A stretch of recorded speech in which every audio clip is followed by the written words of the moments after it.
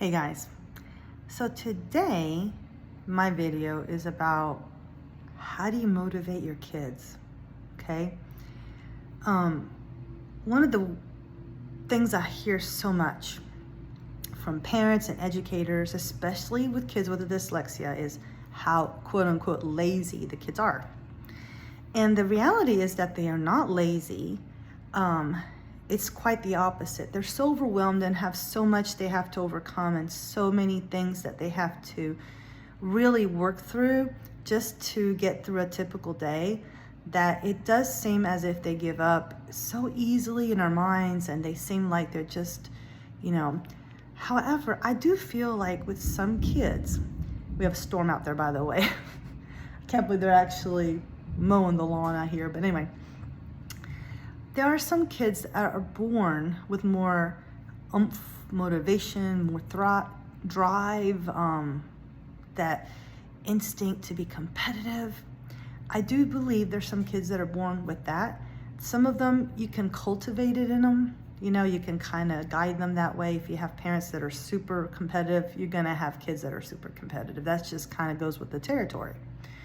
Now, with exceptional parents like us, with kids with autism, ADHD, especially ADHD, dyslexia, any type of, diagnosis like that, it really complicates things. Now, by nature, I am a little bit competitive. And I always had a checklist, to-do lists when I was younger, and I worked so hard to get through college and to fulfill all the things that I had to do. So when I had kids, I just could not understand. It was so foreign to me to have children that were not as motivated as I was. But as they say, the apple doesn't fall far from the tree. I married someone who's laid back, and so we're kind of polar opposites. Now, my husband, he went through law school and all that. He's a successful attorney, great person, but he has the patience of a saint, whereas I don't.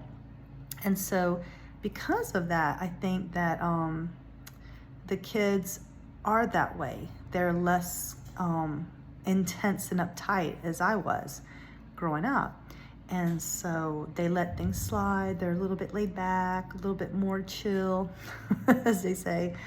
And so those things really do come into play, especially now as they're young adults and they're, I'm trying to get them motivated to go to school, to motivated to finish and get on with their lives, to get married, have kids, I'm sorry to be a grandparent right now. I really am. I want to enjoy them while I'm still young, kind of like my parents did. They did it the right way.